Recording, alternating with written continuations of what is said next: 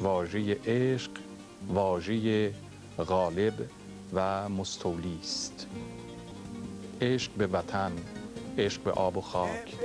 ببخشید آقای حیاتی، من میخواستم این نکته رو بگم که این عشق به امام فراموشتون نشه، چون اول امام به وجود اومد و اینا و اونا، بعدش عشق به وجود اومد. شما البته ادامه بدید، من اشکم زود در میاد، میرم الان برمیگردم. خدمتتون عرض کنم، بذار ما صادقانه صحبت کنیم. میکروفون دوستان هنوز آماده نکردن برای استاد علی معلم، میشه تا دقایق دیگر میکروفون آماده میکنم و بتونیم از صحبت آخه رابل پندی اگه صادقانه دینه، پس اگه بخوای دروغ بگی چی میگی؟ والا میکروفون که از 10 دقیقه پیش دست منه، من منتها دهن این آقای معلم رو پیدا نمی کنم که بزنم این صدا شما بگیریم. ولی خب شما شروع کنیم، من باز جستجو میکنم ببینم خلاصه این صدا از کجا میاد که این میکروفون رو من بزنم اونجا. بله آقای معلم هم که میکروفون بس شده عزیز با هم آماده سلام علیکم رو با بینندگان بکنید. فراموشم میشد. خواهش میکنم. ببخشید البته ببین اگه سلام علیک کردن یادت میره، پس چطور یادت مونده و کلا غیر جدی تو رو سرت بذاری اینا اونا؟ تو خجالت نمیکشی با این زلفای دو مسبیت که مثل لیف کیسه میمونه اومدی تو تلویزیون؟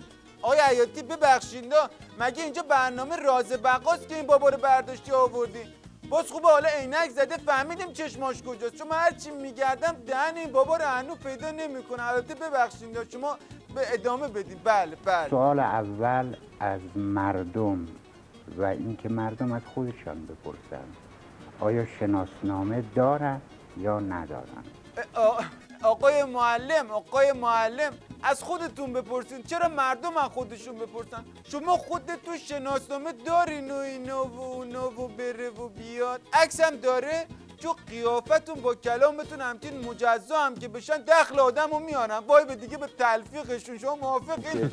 شما توی یه برنامه همه چیزتون رو نکنین، یا کلام باشه یا تصویر، دوتاش با هم دیگه هرومرش میشه. توی این داستان صرفه‌جویی هم که هست دیگه شما هم هرومرش نکن. توی دنیای بی سبکی فعلی خودش سبک خاصیه. خیلی متشکرم از لطف شما. خواهش میکنم اختیار داری شما. حالا این آقای معلم رو ول کنیم، همینجا خاکنداز بیارین این سرداری رو که اینجا ریخته جمع و جورش کنیم. سردار بفرمایید. سردار البته باید بگیم دکتری، من فکر کنم این سردار یواش ما سرباز هستیم، ما رو یه پاسدار ساده هستیم، ما رو برای دکتر هم هستید شما. حالا خوب است با دنگ. راست میگه این قزبید، یه حرف راست که میزنه همینه خربوزه. دکتر هم هستی شما، مهندس هم هستی، از دردونه بابا هم هستی شما. نخند دوباره جنگ شروع میشه. دنیای غریبی ها، پاسدارا که میبرن دکتر میشن، عجب دنیاییه. خدمت هستم یه نکته‌ای که مطرح میشه که سال 1404 در چه جایگاهی خواهیم بود؟ بشه خودتو گم کردی 2 روز مجری شدی صحبت 1404 رو میکنی. تا ببینیم امسالمون به ته میرسه، تا اینجاش چکی اومدیم، بعد برو سراغ 1404. سوال از امروز بکن. امروز کجا هستیم؟ تو بیفتی تو به اینا و اونا. تو باز اومدی سوال کنی جفتک زدی که. خب امروز که معلومه کجایی، بر دل این آقا معلم.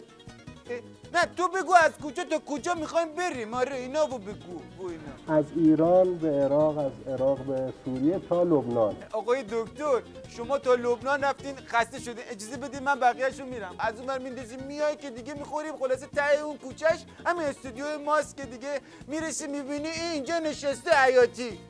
ببین حیاتی معلوم نیست الان تو حیاتی یا تو حیات خلوتی، اصلا معلوم نیست وضعیتت. چطور دیلاق؟ تو کلمه تو این برنامه حرف چرا نمیزنی؟ تو 1 ساعت این برنامه شروع شده، تو یه نکته جالب ندیدی که زبونت به چرخ سقت با بشه؟ برای من یه نکته که خیلی جالبه، آقای دکتر صفوی امشب با لباس شخصی و با یه کت شلوار تشریف آوردن اینجا توی برنامه. نبی من فکر کردم آس این برنامه منم، ولی الان فهمیدم که خیلی خرم، چون تو حتی نظر خواستم با این سوال کردنت. خب با چی تشریف بیارن؟ با بیجامه؟ اگه بیجامه بپوشه راضی میشی؟ من از جناب صفوی اجازه گرفتم، گفتم که میخوام وارد یه مقدار حریم خصوصی خودشون هم بشیم. مسائل خصوصی رحیم صفوی؟ نه وارد نشی، افتضاح میشه. آقای رحیم صفوی به گور بابای محترمشون خندیدن که وارد این بحث بشن، خود شورش نمیرسه. من به خاطر مقام عظما هم که شده نمیذارم ایشون از حریم خصوصیش بگی، یعنی اگه بره و اینا و اونا. اصلا نمیخواد تو سوال کنی، نمیخواد. من خودت سوال میکنم آقای معلم شما چند ساله که با منقل مقام عظما زلفاتو افشون میکنی در متن جمهوری اسلامی قصیده و غزل میگی؟ من به تقویم نمیتونم جوابتون رو بدم. چرا؟ خب چرا نداره؟ طرف سلام علیک یادش میره، تو سوال میپرسی ازش، تو هم دیگه نمیخواد سوال کنی اینا و اونا. ببین حیاتی آخرین فرصت یه سوال بکن از این آقا معلم، از این بیرمقی در بیاد باشه، یه سوال درست درمون بکن وگرنه میام اونجا میذارم تو پولیا. اونجوری که اطلاع دارم شعر سرود ملی جمهوری اسلامی ایران رو مثل که جناب علی سرودی، درسته؟ نه همکاری داشتی تو این؟ نه متاسفم. چون من شنیدم بله. مثل این که حالا یا همکاری داشتید یا یه حدودی. خب حالا نظرتون در ارتباط با این سرود ملی چی هست؟ نخواستیم تو یکی نظر بدی. تو سرود ملی رو هم نگفتی؟